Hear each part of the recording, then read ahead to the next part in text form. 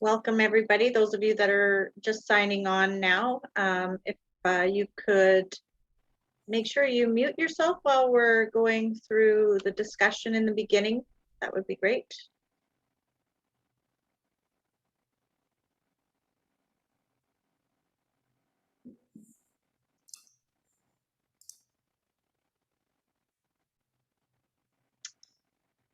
Okay, it looks like we're ready to go. Welcome, everybody. My name is Corry Gervais. I am the Economic Development Coordinator for the Parksville Qualicum region, and I'm also the chair of the Greater Nanaimo Chamber of Commerce. I'm so excited to welcome everybody here today to the Women in Leadership in the Nonprofit World panel discussion. And I'd first like to start our panel discussion off and acknowledge that we're meeting today on the traditional territories of the Coast Salish people, Nanaimo, Snanaeus, and Qualicum. And we'd like to thank them for allowing us to meet and learn on their territory. We have an amazing panel of women on our panel today to discuss leadership in the nonprofit world. And I'm going to introduce each of our panelists and their title, and then each of those panelists will let us know a little bit about themselves and what they do. And then we'll get into the discussion part. So our first panelist is Isabella Mercier, and she's a brand positioning strategist and business growth catalyst. She's a two-time TEDx speaker, and I'd like to pass it over to Isabella and tell us a little about you and Leap Zone. Yeah, thank you for inviting me to be here today. I'm excited to be here. I am a brand positioning specialist. Leap Zone is a branding, marketing, and business growth coaching company that helps businesses, brands, cultures, leaders really position themselves as the first, the best, or the only. Basically, I help you position your products or your services in a way that people go, where have you been all my life? In a nutshell, that's what Leap Zone is about. We have a retreat center here in the News Bay for leaders and teams. Amazing, thanks, Isabella. I'm going to pass it over to Erin Beaudoin. She's the Chief Motivational Executive Director for Eden Gardens. Go ahead. Thank you. Very excited to be here too, and humbled to be amongst such awesome women. I'm the Executive Director at Eden Gardens. We're a long-term care home in Nanaimo, and we specialize in supporting people living with dementia. So we have 130 residents that live here, and an additional about 160 people in the community that we support through our day programs. Awesome. Welcome, Erin. Thank you for being on the panel. Next, I'll introduce Kix Chiton, and she is from the Nanaimo Brain Injury. She is the Executive Director there. Go ahead, Kix. Thank you very much for this opportunity. Wonderful and grateful to be here on this traditional unceded territory, the Nanaimo Nation. I serve Nanaimo Brain Injury Society, which is a nonprofit organization that supports people with acquired brain injury. The organization has been here for over 30 years, started by families in the community, by the community, for the community. And we offer one-to-one supports, peer supports, navigating different health systems, walking alongside brain injury survivors and their families for as long as they need us. And we do education, and we have volunteer programs, really part of the wonderful network of community organizations here in Nanaimo. So pleasure to be here. Thank you. Thank you. Thank you so much. And now I'll introduce Deborah Hollins, and Deborah is the Executive Director for Nanaimo Family Life Association. Welcome, Deborah. Hi, thank you so much to the Chamber for providing this venue. Really appreciate it. And I share Erin's sentiments, really humbled to be amongst such an amazing group of women. So yes, I'm the Executive Director of Nanaimo Family Life Association. NFLA has been in our community for over 50 years. We started in 1967. We're a multi-service agency. Really, we touch lives from all sorts of folks around Nanaimo, focusing on reconnecting them to their resilience, their own inner sense of resilience and empowerment, and addressing challenging than those systems of oppression, those systems that cause people to have to connect to their resilience. So we kind of navigate both those worlds. Awesome. Thank you so much, Deborah. I'm just amazed at the amount of knowledge that we have here in Women in Leadership today. So thank you so much for joining us, ladies. I'm going to start off the conversation just by asking a question, and we can go through. It's a question for all of our panelists. And I'd like to ask, how is leadership different from running NPO between that and a for-profit enterprise? And let's start it off with you, Erin. Great. How is leadership different from this realm of things? In some ways, it's easier because it's, going back to your mission and why people come to work with us is it connects them really well. And so we know that healthcare workers have joined healthcare. We know it's not for the money. It's not for the glory. It's often because their hearts are in it for the right reasons. And it's honorable work, I suppose, to be able to go back and reconnect them to that mission. And when, through COVID has been obviously particularly difficult in long-term care, and reminding them of the important work that we do and the reason we do it. It's helped to keep people engaged. They want to be empowered because they want to see the difference.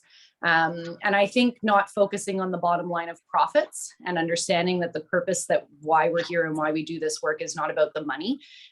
It's about the humans that we have the opportunity and the privilege to care and support through a challenging time in their lives, and the families that come along with them. So the connection into the staff, the volunteers, and the community at large is heartfelt, I think. And so it's pretty rewarding stuff. Mm-hmm. Kix, do you have something to add? Yeah, so I've run my own business in the past, and working in this sector, in the impact sector, as I have currently 8 bosses on my board, right? So I am not just one person running the show as I did in my own business. And really, it's being accountable not only to our board, it's accountable to the people that we serve and our community, the greater community, the public. So it's, for me, really about collaboration, about building relationships. And certainly, that happens in the private sector as well. But it's a different way of decision making, I think. And also keeping in mind that it is about, from my perspective, it is about coming from a place of service. I am here to be the steward of this work for as long as I'm here, and then it's going to transition and move on. So it's not just one person holding it as it did in my business per se. So that's kind of how it's a bit different from my perspective. And Deborah, how is it different for you? What differences do you see? Yeah, so I have worked in both the private sector and the nonprofit sector. Obviously, my heart rests in the nonprofit sector because the leadership required in the nonprofit sector, I think, requires more creativity. It requires a real heartfelt connection.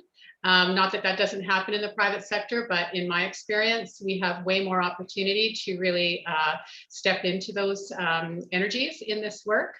I really believe that as a nonprofit leader, our power rests in really strengthening the collective power. So Kix talked about a bit about, having lots of different people involved in this work. And I think that's a really important distinction, and that quite often what we're doing is just sort of standing in the center of those people, trying to bring everything into realization. I also think that as a nonprofit leader, we are charged with, and I think we have a special talent in ways of engaging and attracting and keeping talented staff. We can't always, entice staff with high paychecks, but if we're wise, we can really connect with our staff and find out what they need to be able to really realize their passion in this work and then facilitate that coming into reality. So I feel really lucky to be able to do that. So thank you. Yeah, awesome. Isabella, with your work with nonprofit organizations and with for-profit organizations, what would you say is a difference that you see in the two leadership styles? Oh, you're on mute, sorry. I'm rarely on mute, so I didn't remember. You know, a lot has already been shared, and I won't add that much more to the equation, except that the work that I do for the nonprofit or for-profit, we come from the same place. It is a place of service. I think Kix said that. You know, it's a place of service, a place to come from the brand foundation, and I think that the non-for-profit has the operating from the mission and from service and from cause, perhaps a little bit naturally at the base than for-profit businesses. However, that's the work that I bring into the for-profit businesses, where they need to really be engaging their culture and operating from a place of mission and cause and service versus solely profit, right? However, from the same token, the non-for-profit can also learn from the for-profit businesses in terms of managing and in terms of getting from point A to point B, sometimes more effectively. So there's two sides to the coin, and I think that both are extremely valid, and both can learn and yeah, both can learn from each other to apply in their own areas. My 2 cents. Yeah. Yeah, exactly. So that, yeah, you know, I like hearing the differences for sure about what it's like for nonprofits and for-profit businesses. And leadership is leadership for sure, but we do have our own challenges when it comes to the NPO world. So let's you know, put our minds to the future and think about what cultural and governmental changes do you see happening that will be affecting your organization or affecting how you're going to lead.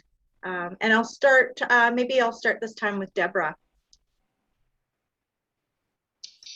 Well, I think, you know, as I look towards the future from the Nanaimo Family Life's perspective, what really excites me is living in a culture, or living in a time right now where we're really focused on, or hopefully should be focused on, truth and reconciliation.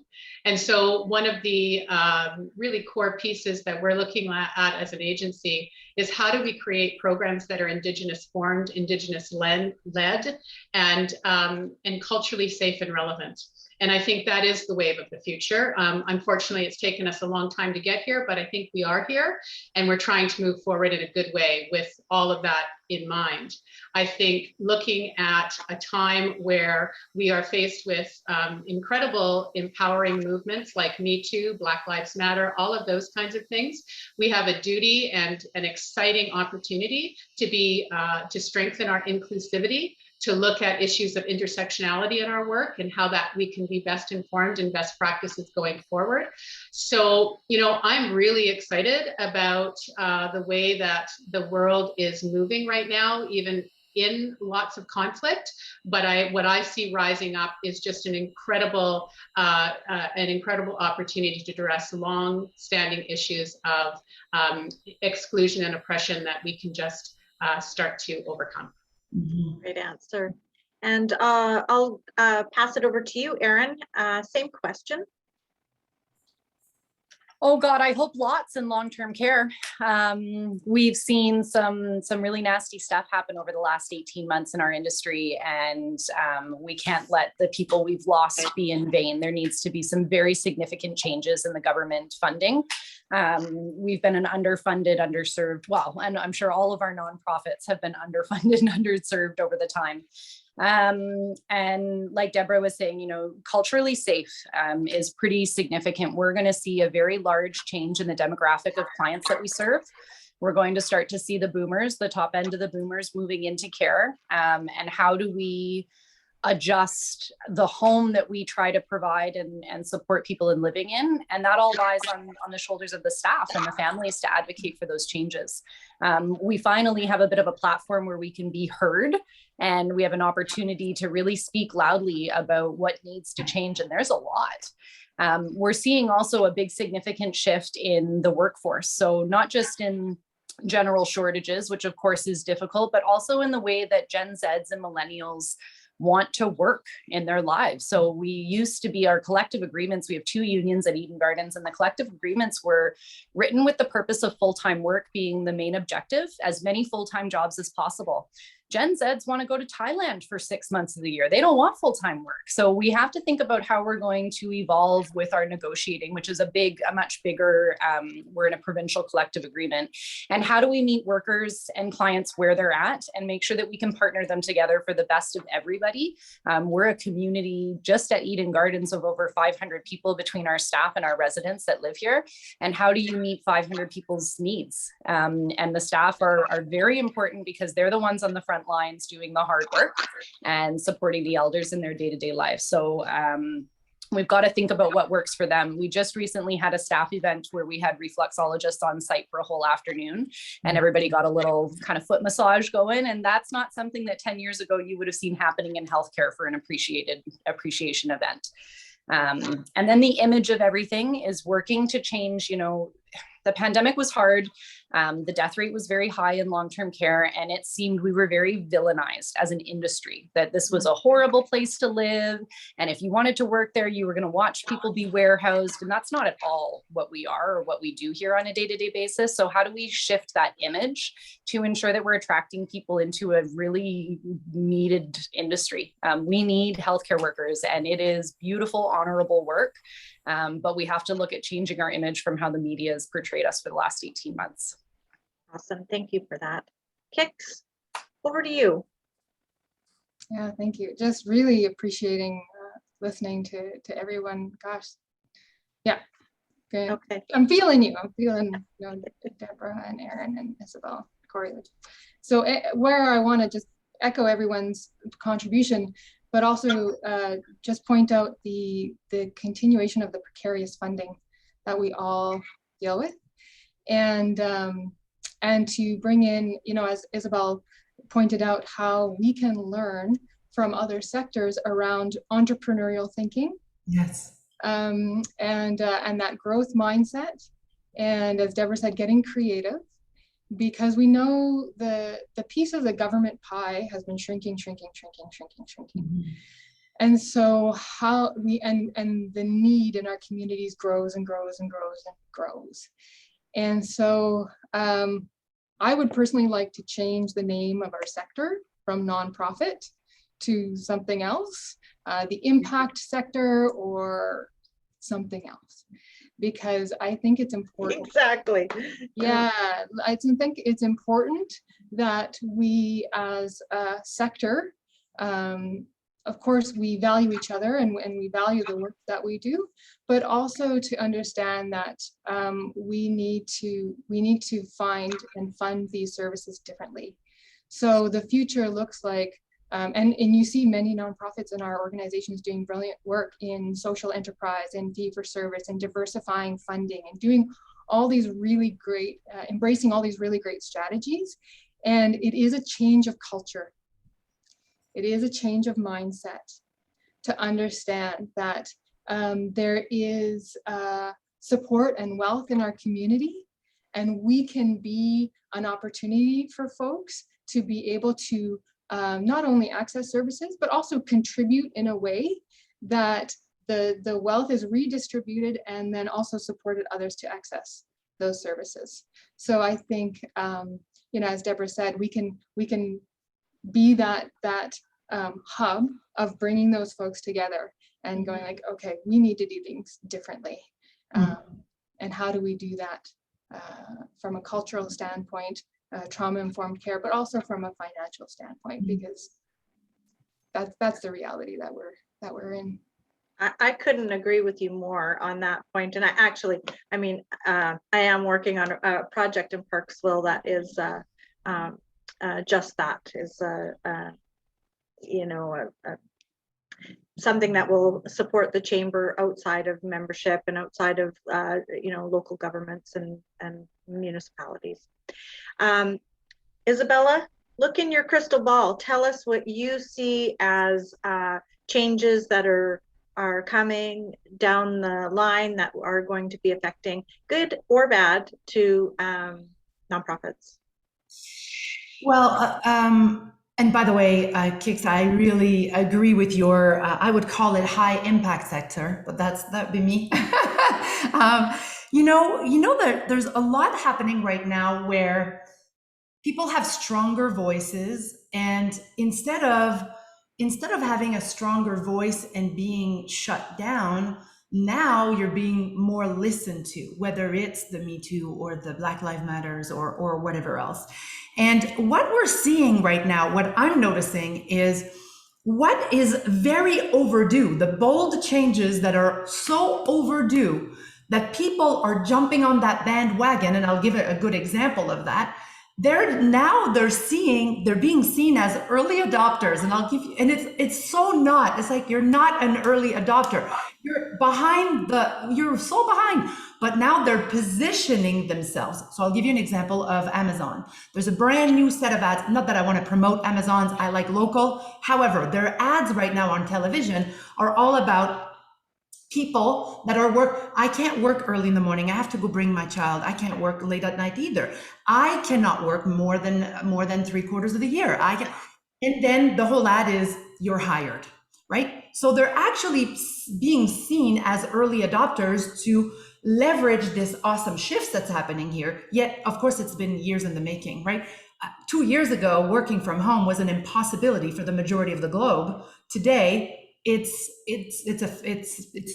new news, and it's cool, and it's hard adjustment for some companies, but nonetheless, my point to this is that there's more bold voices who are being listened to, and it's not just, people are not just talking anymore. There are actual changes that are taking place in a variety of different sectors, which is beautiful to see. And I think this is only going to get better and better. I think the big changes that used to take half a century to make, they'll probably take a few years, if that, in the future. And I'm seeing more and more of that. And I hope I'm right, but because that would be very practical. Yeah. So if there was something that you could ask of local government, the province, the country, what would that ask be? What would you say would be the thing that you would want folks to know that could help your nonprofit business? And I'll start with you, Deborah. Awesome. What would I ask for? Well, just to reference what Kix was speaking about earlier, I would ask for core funding for nonprofit organizations that's based on performance. We are creating in the nonprofit world, obviously not with intent, but we're creating a level of poverty amongst the workers quite often, especially in smaller nonprofits. We have people who are working extremely hard, having gone through university, coming out of university with lots of debt and looking for housing, and we're often unable to pay them, a living wage or above a living wage. I know that my agency, and I'm sure many agencies, commit to doing that and try, but it does cut into our ability to provide service. And so I would be asking the government to step up to the plate and to provide core funding with reviews, with built-in increases, with benefits for all staff.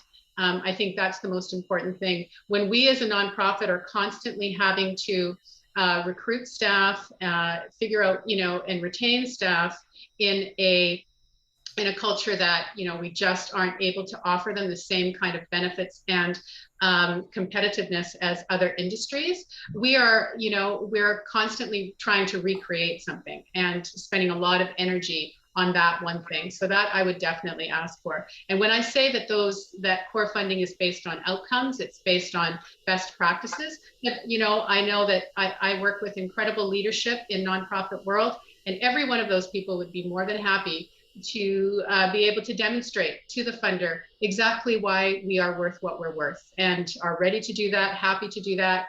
And I look forward to, you know, as I've seen through COVID, much more willingness for funders to be more flexible. And so I'm hoping that that continues on in the future. I just want to add something because it's extremely relevant to what Deborah's saying, and I don't want to. I don't. Please go ahead. I don't know if you guys have seen, you ladies, I've seen the TED Talk by Dan Pallotta, I think his name is. Yeah, the way we think about charity and nonprofit is dead wrong. It is a phenomenal TED Talk that actually he literally positions a new way of looking at how money is being earned and fundraised for nonprofit, and how it's completely, the idea is completely on its head. And I just would like to find the talk, anybody listening, I think it's worth, and it supports what we're talking about here today. It's called The Way We Think About Charity is Dead Wrong by Dan Pallotta. Okay, I'm going to see if we can somehow find that and throw it into the chat before the end of the panel discussion. That's awesome. I'm going to ask the same question of Kix and Erin, and I'll go ahead, Kix, if you could answer the question. Yeah, I think, yeah, thank you, Isabelle, for that. I echo that. That TED Talk's incredible. And it's not new. Like, I don't know when it came out, like 10 years ago. But talking about how we're operating on this idea of charities as a very archaic model where people are looking to, you know, donate their money, but they want to see certain things that don't reflect the reality of keeping the lights on, right? Where funders are saying, okay, how many people you serve, but actually to pay your rent and to keep the lights on and to pay your people and to pay the phone bills, we're going to only give you a very, very restricted amount that hasn't changed in years, no matter, you know, even though our bills have increased. So how funders are thinking about the work that we do, it needs to be updated. And as Deborah said, there are absolutely, there are funders out there that are looking at the work that we do and the work that they do as partnerships, not as this idea of charity in an older idea of, oh, aren't we being good people? We're giving you some money in order to do these things. No, this is a partnership. We are running a business that has high impact and really important work in our community. So how do we partner together? Because we are ensuring that those funders are meeting their mission and their mandates. We're doing that work. So it is about partnership. And certainly looking at how that changes things. And I will shift this a little bit. First of all, of course, with brain injury, you know, I would love to see a provincial strategy, a national strategy on brain injury. We say, you know, brain injury is a silent epidemic. Here in our communities, 1 in 20, conservatively in our community, 1 in 20 people is impacted by brain injury. So, and we work across sectors. Brain injury can happen to anyone at any time, anywhere. And yet the services that are piecemeal and having to put this all together and try to navigate this. But I will say that I would ask the government and organizations also to reflect internally about how they can also best work with charities and to do that work, or nonprofit organizations, to do that work internally and to say, you know, what kind of barriers, unintentional, systematic barriers might we have within our own structures that create greater challenge for community organizations, for our citizens, in order to be able to navigate these systems. So it's kind of a, we're not here to fix anybody else. So it's kind of like let's have a little bit of a reflection there and have that conversation about how we could all do better together. Agreed. Awesome. And Erin, what would you ask for if you could ask for anything? I could talk about this all day. It's just been so nice to listen to all the other ladies discuss it all. I echo what they say too. The funding is probably hands down the biggest impact that the government could have on long-term care. Right now we're funded at 3.36 direct care hours. So that means for every elder that lives in our home, we have 3.36 hours to create abundant life for them. Like, what do you get done in 3.36 hours? Because I'm not that productive.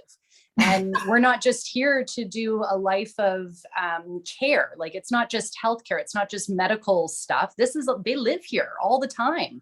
This is their world. We're their community and their family. And we're, they're behind closed doors for a big chunk of the year. They weren't allowed to leave. They weren't allowed to have their family come in.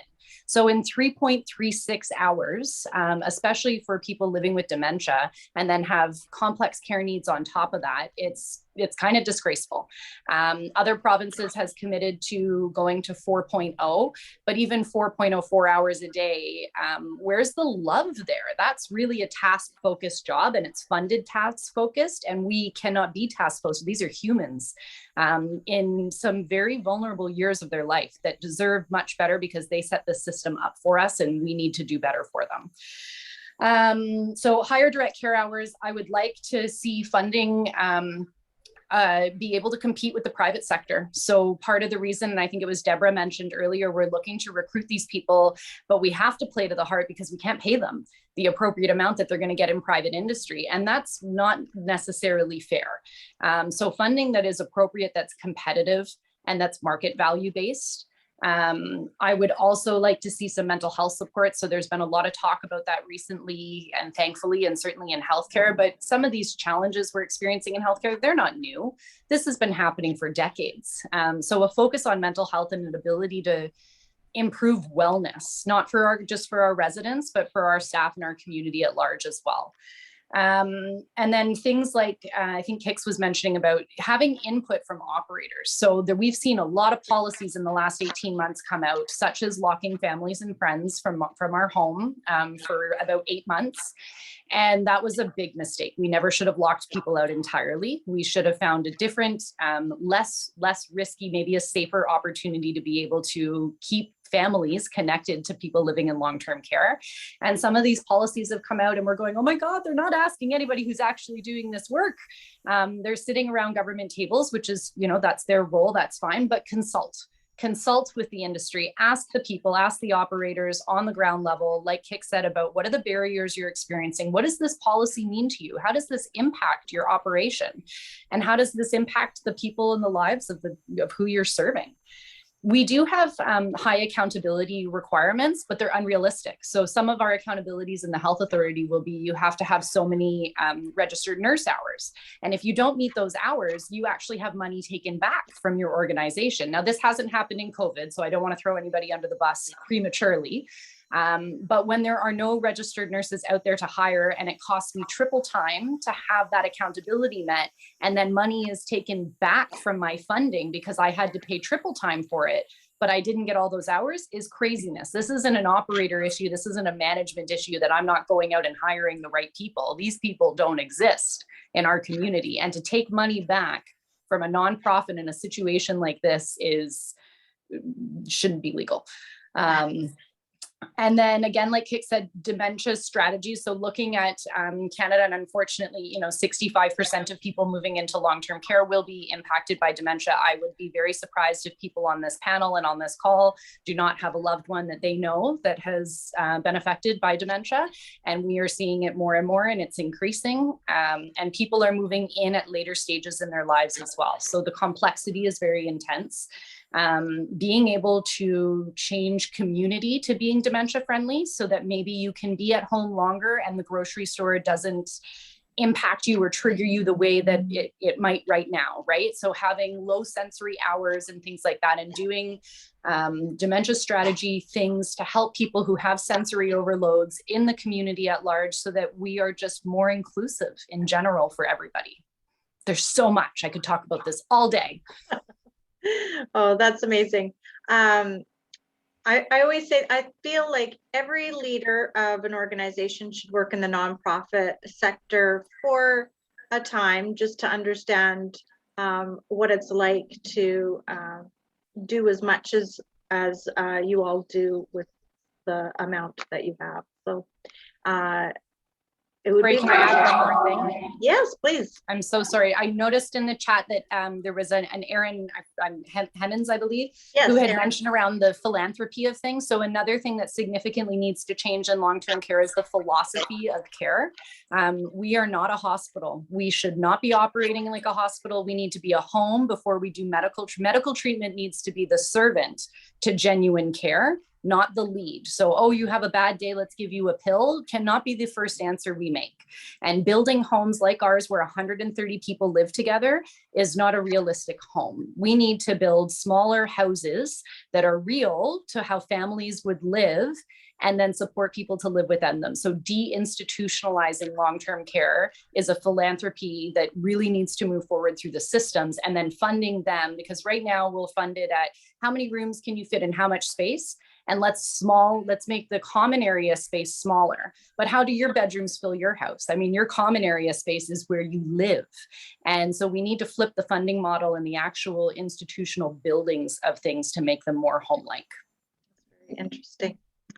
Very interesting. I'm going to, I was going to say, my question is, where do you, I think I know the answer, but let's discuss it. Where do you spend most of your time in the leadership of your organization in a nonprofit world? I'm gonna throw it to you, Deborah. When you're thinking of where the majority of your time is, where is that spent? Well, I mean, I guess it depends on how you're defining time. So, because a lot of my energy certainly is spent in terms of just the internal caretaking of the organization, which I think needs to be a priority of my job. And so, although I'm out in the community, meeting with funders or partners or, other agencies, although I might be, helping to create new programs or responses to needs, really where my energy is most needed and most readily available is in the internal taking care of the energy. There's a nurturance that is required, I believe. And I think, we're talking about women in leadership. So I think that sometimes women are specifically well placed in order to address those kinds of things. I think that being able to really look at what the patriarchal kind of traditional structure of leadership is and how we differ from that, and valuing that, those aspects of our leadership and what we bring to the table. And I think being able to look at how do we help people realize their passion in the workplace? How do we create a workplace within these walls that is a soft place to fall? The things that my staff, for example, are seeing, what they're hearing and what they're witnessing every day can be really, really difficult when you're working with human beings. And so they need to know that when they come to the workplace, whether that's virtually or physically in the building, that this is a soft place to fall. They can be authentic. They can bring their whole self into the room. They're going to be heard and understood. And that's not just my job. My job is creating systems and ways for that experience to happen, and also to model being willing and valuing that the unraveling of this work is very, very important. And also, how do we internally have difficult conversations and move through those difficult conversations in a way that's respectful and maintains individuals' dignity within them. And so all of that is where if I'm losing sleep at night, generally it's in that area. It's not, sure, there's the funding questions that, have me biting my nails every once in a while, but really it is that internal caretaking that I think is really important as in my own experience as a leader in the nonprofit world. And that's what takes that has my focus most times. If I'm in a meeting and I get a call that there's something happening within the agency where, you know, that's going to cause me to leave that meeting, I always am prioritizing those kinds of things. So that's my take. Awesome. Beautiful answer.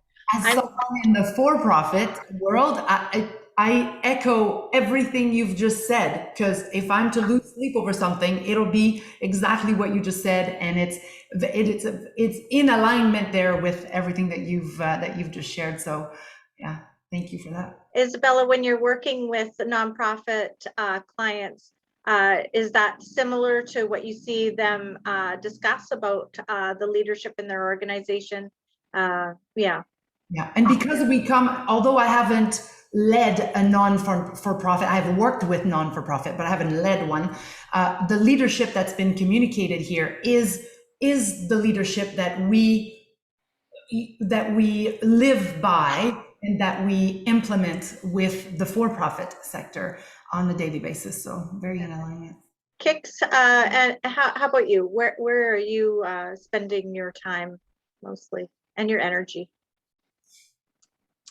Yeah, I think, you know, Deborah so eloquently put it, that it is about being a steward of the culture in the organization, and doing my best to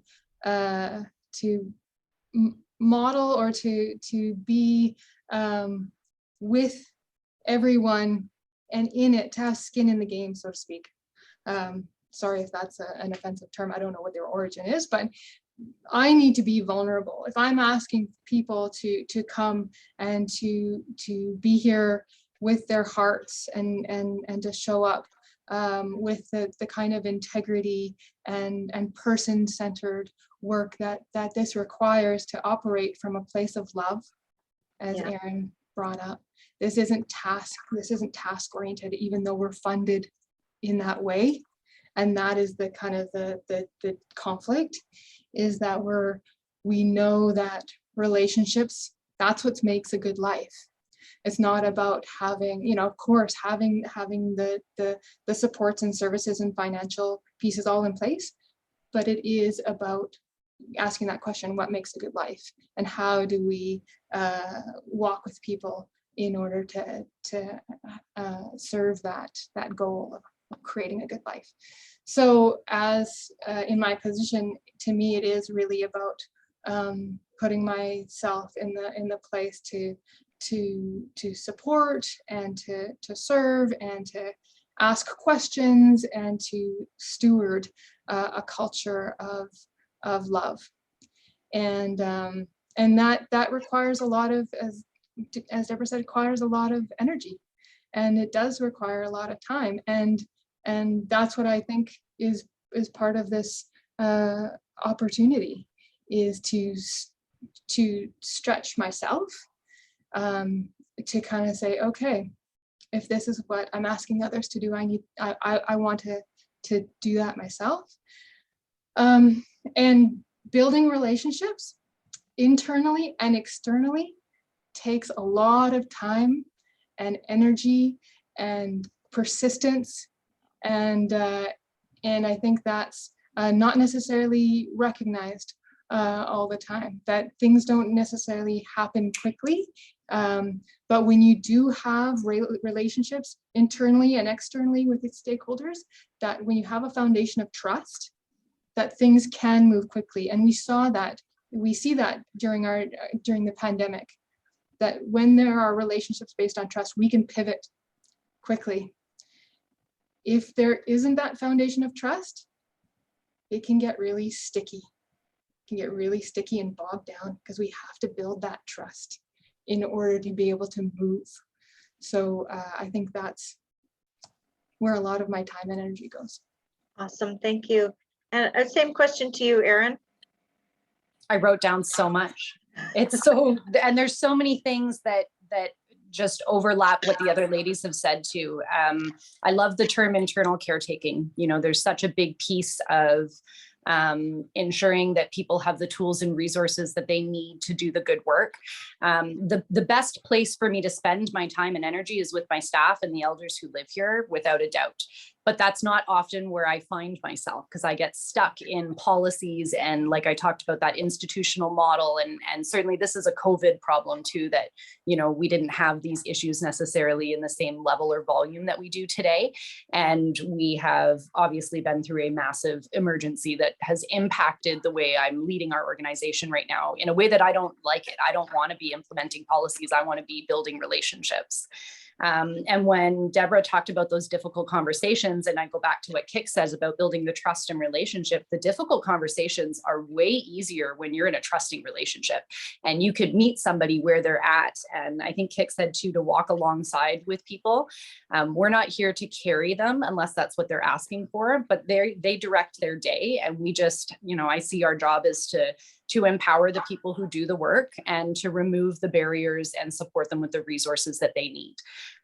There's a big side of this right now that is about advocacy and lobbying, because we have in long-term care a platform that we didn't, you know, we've been screaming for years that we finally have. So there's an opportunity to be well heard in what it is we need to do.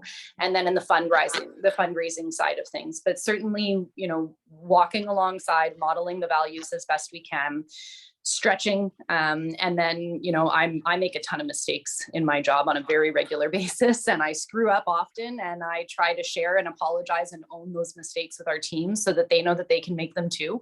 We're not learning and changing if we're sitting in our comfort zone. Nothing good grows in the comfort zone. We need to be okay being uncomfortable. And my hope is that if I screw up enough and I can own my errors, that our team knows that they can screw up a little bit too, and learn how to do things differently. And like I said, meet people where they're at and provide the support that they need. A lot of the elders living here today would not have chosen to not see their family for the risk of COVID. And so we need to listen to what it is they're telling us and meet them and provide the services that we're here for them. Thank you so much, Erin. I love meeting fellow screw-ups. Yeah. Okay, so we are about 10 minutes to the end of the session. I want to make sure that the panelists know that you can ask questions in the chat. I have one question that's here in the chat now, and it says, do you see more NPO or nonprofit businesses move into the social enterprise setup? And yeah, right here, I am one, but I want to leave it to our panelists to talk. And I see Erin, you're nodding your head. I'm going to pass it right back to you to answer that question. Yeah, 100%. And it's something that my board of directors has often been looking at. And how do we offer a lot of services above and beyond our funding that are purely fundraised for, and how do we create sustainability in those to ensure that those services are available for us for some time? And so, you know, diversifying revenue streams and finding other ways to bring income into the agency is, you know, we can't sit and wait for government to make the change. We've got to figure out alternative opportunities to be able to bring those services forward. So I do think that we will see more shifts and changes into social enterprise and things like that, because, you know, the resources are slim. And if you can't get them from the source, you're going to have to diversify somehow. Yeah. And let's, Deborah, do you have a comment on that, on social enterprise? I think Erin spoke to that really well. I mean, I think I would just add that, yes, we do have to, you know, diversify our funding. We also still have to maintain holding the government accountable to be funding programs that our society needs, that the people, the electorate, the people who get them into their positions require. And so it's a delicate balance. I know that for myself, especially in the nonprofit sector, what I see is a lot of people who are willing to work overtime, to work unpaid hours. And in my agency, that is not encouraged, and it's certainly not rewarded. We're not here to volunteer. We are providing a service, a much needed service that needs to be recognized and that needs to be paid for, as we've talked about already. So I think it's a balance. Diversify funding, absolutely. Do your fundraising, get that. But also we need to continue to hold government accountable to provide well financed programs for society. Great, thank you. Kix? Any comments on setting up social enterprise? Just No, just a little bit. I want to say you can see it in our community, like Island Crisis Care. You know, they just bought a bakery, and they're using that as part of their whole system. I'm like, oh my God, brilliant! I would love to be working in, have a bakery as part of us. But it is that entrepreneurial thinking, and I think you'll see that more and more and more, and we're seeing that transform our sector, and I welcome it. Yeah, Parksville Chamber of Commerce is opening up a warehouse fulfillment center, and that's a project that we're working on, and that is it's a corporation, but it's a revenue stream for chambers of commerce on Vancouver Island. And the pandemic has opened up all of these opportunities and all these ideas about that, and I see that we have a lot of succession planning happening on Vancouver Island, and I see some connections between the nonprofit world and these businesses that need succession planning. I like, may I add something? I like what you said, Deborah, around, yes, creating more sustainability in our own ways, and yet holding the government accountable. I remember when I was a kid, I worked at Royal Victoria Hospital in Montreal. Pay for my schooling. It doesn't exist anymore, but and it's unionized, and I got there uber early, way before my shift. I would end way after my shift because there was just not enough help to actually get it done and get it done well for the patients that came to these clinics. And I remember someone saying to me, don't do too much, Isabelle, because then they will never actually supply you with the help that you need.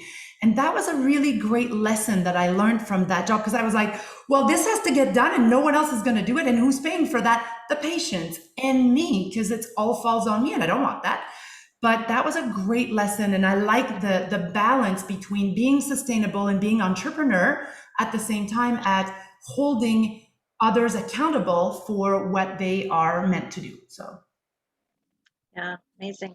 So I just want to give it back to the panelists to wrap up. If there's any questions, please add them to the chat and I'll ask you a question. But to wrap up, I'm going to give each of you a few minutes to tell us some of the burning issues that are happening, information that you want to get out to the world. Let us know. So I'm going to ask you, Kix, to start us off and give us any final thoughts and those burning issues that you want to bring up. Thank you, Corry. So in terms of looking at brain injury, we know that brain injury is not just on its own, and people aren't just, brain injured and that's it. We are all within the context of our lives, in our relationships, and we're not just one thing, whether that's our injury or our diagnosis or whatever part of our identity. We are not just one thing. And yet when we access services, sometimes we're required to just fit into a box. So that's one thing that's a burning issue for me, is to ensure that when we are doing this work, that we are working with folks within the context of their lives, within the context of their communities, within the context of the intersectionality of who they are. So we know that brain injury crosses over with mental health and substance use in a huge way. And so that's a big part of our work, is looking at how does brain injury show up in a lot of different ways. We know that intimate partner violence and brain injury also dance together, and these are things that impact women way more in the intimate partner violence sector. And yet we have folks walking around with brain injury that is undiagnosed, untreated, and yet we're expecting people to function in their lives as if they're not impacted by the brain injury. So show up to appointments, maintain housing, maintain employment, maintain all these things with a brain injury. And so part of it to me is looking at how can we work together? How can we raise awareness? And how can we really change these silos that we are working in to better reflect what makes a good life? And Erin, you brought that up. It's like, we're not here to just tick the boxes. That's not a life. We're here to ensure that people have a good life in whatever that means to them, and to acknowledge the systematic barriers and discrimination that exists that impacts their life. So I think that to me is really an important piece about acknowledging the disconnect and the silos that have been created in these systems that impact folks in how they live their lives and how they're able to live a good life. So I'll leave it there. Thank you so much. And Erin, final thought?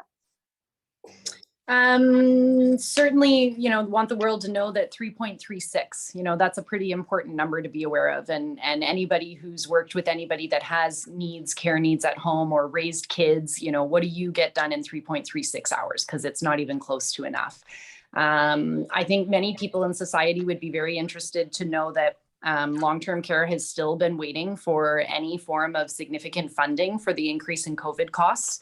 We have not yet been reimbursed for overtime, PPE usage, this extra supports we needed during our outbreak in February. We are still waiting, even though federal transfers have occurred and the province has not brought that money down to operators. So 18 months in the hole of a significant deficit, but let's buy out airlines and make sure they can fly. So that's a concern. And then just to everybody to know their candidates' parties. So much of our operation and our funding is based on our political parties in the province, to know where people stand on these issues, because eventually your mom or yourself are going to need supports. Changing healthcare takes decades. It's going to take a long time to do, and the influence needs to start now. Writing that one letter to your MP or your MLA can make a difference for us. So, those small little acts can really impact things. Kix talked as well around not being your diagnosis. And so being aware of ageism, which is becoming more and more evident and talked about, which is great, but also understanding that people with dementia are not people who are no longer able. They are able, they can have purpose and meaning in their life, and they can continue contributing to our society, and they can live abundant lives. And I think we often see them as incapable. So being very aware of how we have our perspective on that. And then lastly, we are not a deadly warehouse. Long-term care is not a place where you park a loved one on a wheelchair in front of a TV and forget about them. We care. We drive to do better. We want to create joy. And most importantly, very significantly, we love the people who live here, and we love the people we work with. And so to know that we are not a death trap, we are not a horrible institutional place. It is often I never want to live in long-term care. I want to change long-term care so that I look forward to living here when my time comes. And if we can make small impacts on the day-to-day lives of people who are here today, that's a pretty amazing opportunity. Awesome. That is amazing. Thank you for that. Isabella, do you have some final thoughts? I do. I think that the non-for-profit, there needs to be some leveling of playing fields.